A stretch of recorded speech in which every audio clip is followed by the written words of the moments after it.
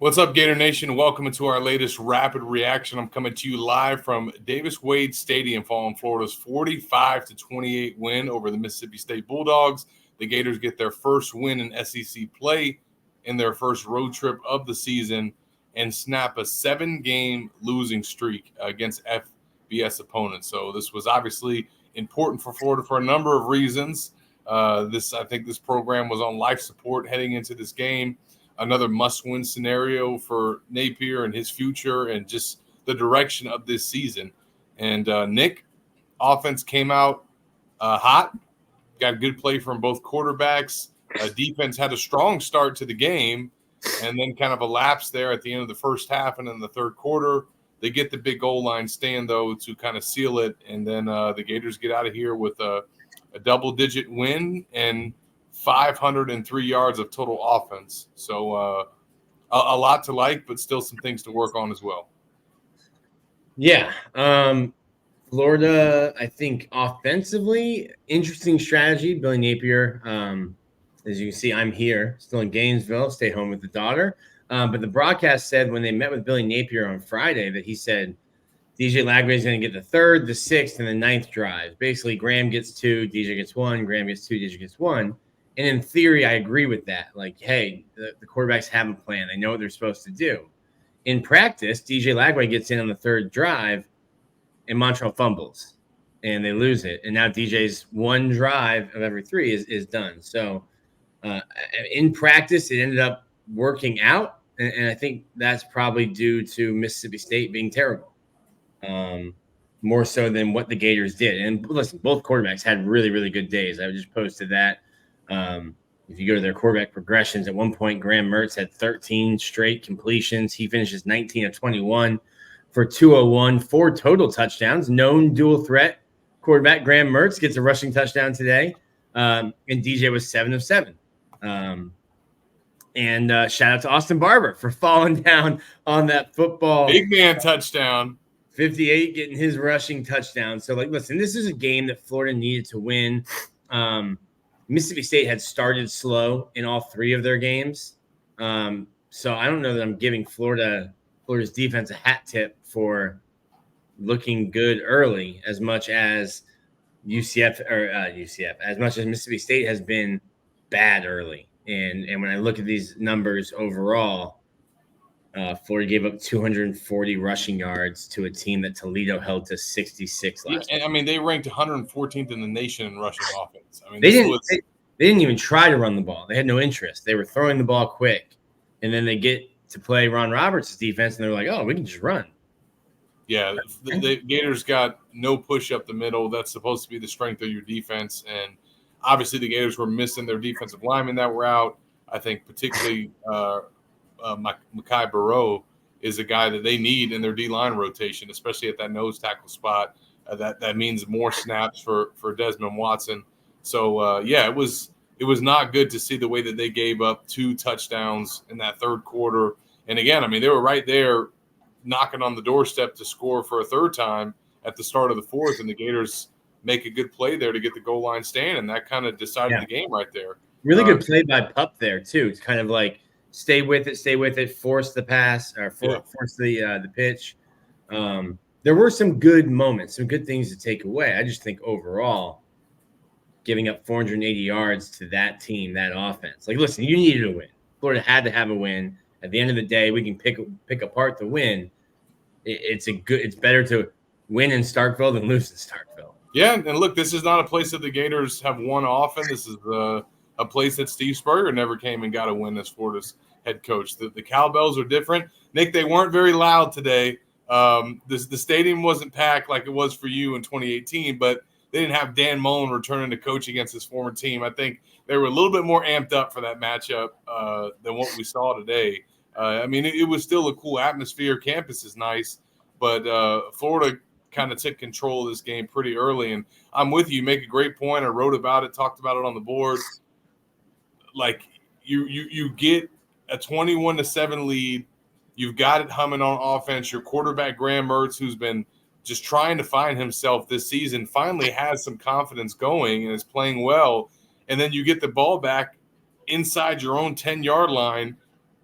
you put your true freshman in that situation by sticking to the plan, he has the potential to make a mistake, throw a pick, allow MSU to get back in the game right there, on the Florida side of the field. And credit to DJ Lagway and Billy for kind of sticking with his plan.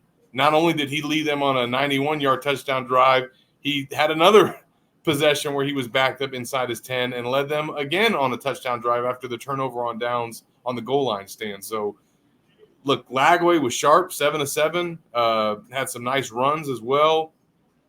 And again, didn't get credit for the rushing touchdown because he did fumble.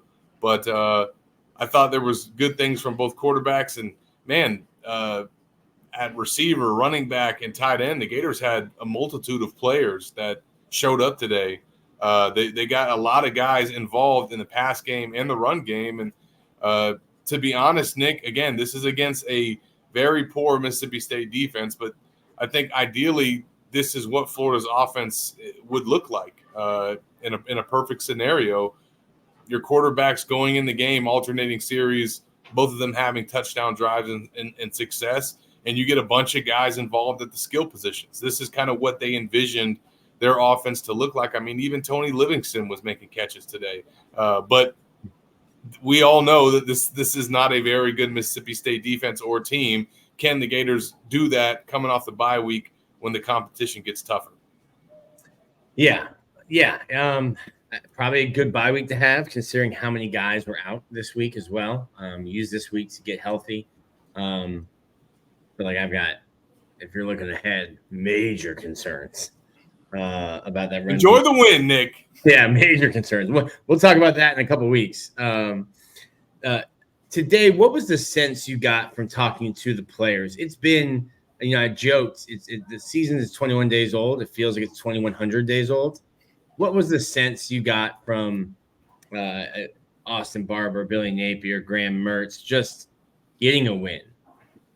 Yeah, if you guys didn't see the video, go check it out on social media. I posted on X, and it'll be available on our YouTube channel as well from the player post-game press conference. But a really cool moment there for Austin Barber. First of all, he came in the press conference just all smiles, knowing that he was going to get asked about his touchdown, get to talk about it. And then he's sitting there. They had the TV on right there. And he looked up at the screen when Florida's box score was on ESPN, and it showed him with the rushing touchdown. And a really cool moment for him to see his name on ESPN, his players and teammates react to it. And, there was just a feel-good moment for them, Nick, which they have not had yet this season. I mean, the Sanford win, that was kind of just the DJ Lagway show that day. But I mean, I think that they really needed this. This was a confidence booster for Graham. I think defensively, they had their moments. There's a lot to be not like, and as Napier said, they disappeared at points. But they had some things that they did that they kind of felt like they could build on and felt good about. They did have Ron Roberts in the box for the first time this season. They felt like that was a little bit more beneficial for them. But again, they just to go out there and have some 3-and-outs, a turnover on downs, some momentum early in the game to allow your offense to jump out to a big lead. They just did things in this game that they can feel good about and go back on tape and say, hey, man, we are capable of doing these type of things. And as Billy said in the post-game press conference, it's about now doing it consistently and, of course, as we all know, against better competition. Yeah, I wonder if it'll be a year where that Florida plays and wins against bad teams, and what we've seen the last 2 games look that way. But speaking of bad, shout out to Rocco Underwood. Rocco playing the Underwood. Special teams, special plays, special players, game changers. Let's go with what I said instead. But I was saying, speaking of bad, the officiating. The only way that is a blind side block is if Ray Charles is the defensive player, and he's actually blind. I wrote about it today. With as much money that the SEC makes in revenue, And with how much money is gambled, Billy Napier said, like, listen, we have to give availability reports now because of gambling. Can we get full-time officials? I don't want somebody worrying about TPS reports while he's trying to throw a flag on a field on Saturday. And he has to worry about, got to send this email to my boss before I get back to the office Monday or I'm going to get fired. I get that you're only working 3, 4, 5 months at a time, but you make enough money at the SEC and it is enough of a business that you need full-time referees. It's bad in basketball and baseball. It's bad in football. You make enough money. It's time to go full-time referees. I don't know how you call. And poor Aiden Mizell had 2 touchdowns called back today. 2 60-yard plus 2 touchdowns. unbelievable plays. Yeah, he needs to play more. He was very impressive today, stepping up for Trey Wilson at that Z position. And look, again, a lot to like on the offensive side of the ball, but they know Billy was the first one to say it. They have a lot of work to do. They needed this, obviously, but they also need the bye week to get healthy, to really kind of evaluate what they need to do. And, Billy got him more involved on the defensive side of the ball this week. And, hey, man, didn't take away from the offensive play calling because they had a good game on that side. But, man, they got to be able to build on this. UCF is a winnable game. You absolutely can take a bye, get healthy, come back at home, and win this game. And if you do that, now your season's back on track. And even if you can't go win at Rocky Top, which they probably can't, that's not going to drop you below 500 if you go get a win against UCF. So critical stretch coming up for the Gators now with the bye week, but they took care of business in Starkville. Now 3 straight wins for the Florida Gators here, 6-7 overall. And Nick, you and I get a little bit of a break. I hope so. Knock on wood. Don't think we'll get any big news this week after a win. So I think it's just relax. We'll still be pumping stuff out. We'll have a show on Thursday. We'll interview the bye week coach. And yeah, it'll be a nice week to kind of relax. It's been hectic, to say the least, these last 3 weeks since the season started. Yeah.